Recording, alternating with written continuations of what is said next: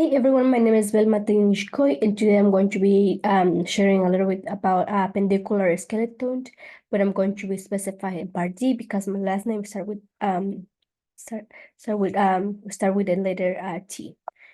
Let me go to the next slide. Hello, quick. Today I'm going to be talking about the pectoral, bodily, and the upper limb, but today I'm just going to focus in three parts that are going to be the carpal bones, the metacarpals, and also the phalanges.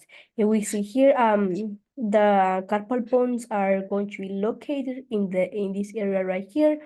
Then the metacarpal is going to be here in the middle, and the phalanges are going to be the one that is going to be right here.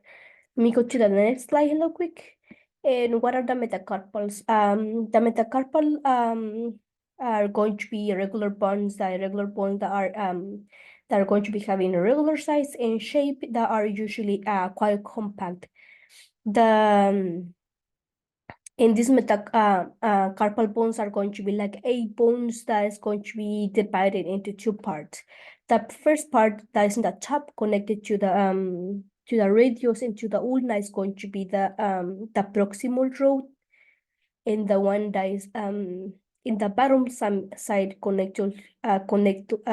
connected to the metacarpal is going to be the distal root. Like I mentioned before, this one is going to be irregular bones. These bones are basically the carpal bones, are something that's connected to the distal of the long bones of the forearm, and is also is to the proximal aspect of the metacarpals. Let me go to the next image so I can show you guys a little bit more where is this bone located and the shape and all those things. Okay. Okay, like I mentioned before, the proximal carpal bones are basically divided into 2 parts. That's going to be the proximal and the distal. Let's start right now with the proximal carpal bones. We're going to be having 4.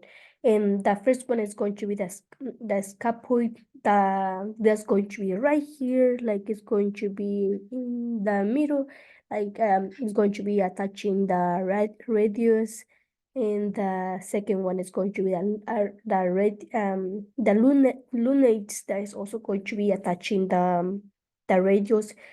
The third one is going to be the triquetrum that is going to be in the bottom of the pisiform, and the one on the top right here that is going to be connected to the ulna, or is attaching the ulna, I would say, is going to be the pisiform. Now let's go to the distal carpal bones. The distal carpal bones is basically they're going to be connected to the metacarpal bones. And the distal carpal bones, we're going to be having 4 of them, and the first one is going to be the trapezium that is going to be connected to the first metacarpal, and right here is the trapezium. The second one is going to be the trapezoid that's going to be right here connected to the second metacarpal bone. The third one is going to be the capitate that's going to be connected to the metacarpal bone, the one in the middle. And the capitate is going to be right here. The last one is going to be the hamate. That's this is called like a ham, like something that you're going to be like like pressing something with a hamate. That's why it's called hamate. And also it's not only that, and also because of the shape, the shape. And this is connected to the metacarpal number 5. If we see to the image to our right, we can see basically the same thing that is going to be the bones that we have in our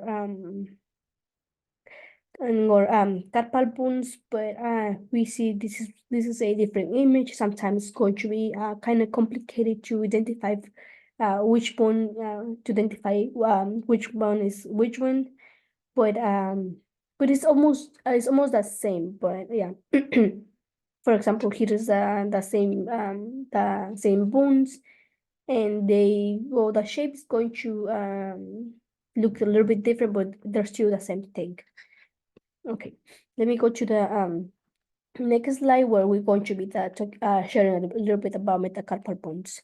The metacarpal bones is basically is going to be labeled from 1 to 5. In human anatomy, the metacarpal bones are or they can also be called the metacarpus. They're also known as the palm bones, like the bones in the palm. These palm bones are going to be appendicular bones that form the intermediate part intermediate part of the hand between the phalanges that are going to be the fingers, and the carpal bones that's going to be the wrist bones, which articulate with the forearm. Each metacarpal has like we see in this image, each metacarpal bone is going to be having like a head. And this, if we go to the first metacarpal bone that we pointed right here with this arrow, that's going to be the head. That is basically connected to the phalanges number 1. And in the middle, we're going to be like having like a body right here, and also the other one that is right here, that is going to be connected or is next to the carpal. That's going to be the base. That's going to be the base. In human, the 5 metacarpals are like a flat at the back of the hand, and it's going to be having like a different shape on the palmar side. They form like they basically, in some parts of this, they form like a little arch that this accommodates the muscles, the tendons, the nerves, and on the palm side of our hand. The metacarpals also form a transverse arch that allows the fingertips and the thumb to brought together for manipulation. Yeah. Let's go to the even though the metacarpal bones are small, they are classified as if we see they're not like big bones, they're small, but they're classified as long bones, because they have like structural characteristic. And of long bones, not only but each metacarpal bones consists of a shaft, distal head, and a wide proximal base. If we see the first in my if you guys see my arrow that is pointing right here, that one is going to be metacarpal number 1. That's going to be your thumb. That's metacarpal number 2. That's going to be your index finger. And the third one is going to be the metacarpal number 3. That's going to be the middle finger right here. And the fourth one is going to be the ring finger, metacarpal number 4. And the last one is going to be metacarpal number 5, that is basically attached to um the phalanges, and also to the carpal bones. Okay. This information was I gathered all this information from Teach Me Anatomy. So let's go to the next slide. The last information that I'm going to be sharing is going to be the phalanges. The phalanges is basically are our fingers and toes are home to some small and important bones. This group of bones are called the phalanges. They give us like a structure, and needed to and they need this structure needed to complete tasks like tying our shoes or typing our phone. It's basically, this is a function of the phalanges. it helps us to do like a lot of things. The phalanges are like 14 bonds. Are 14 bones found in the finger of each hand and the toes of each foot. Each finger has like three phalanges. Like it's going to be, some of them are going to be some of these phalanges is going to be the proximal. It's going to be also the middle, and it's going to be also the distal. But there's one thing that the one phalanges, like for example, or thumb, it doesn't have three, but it's only going to be having two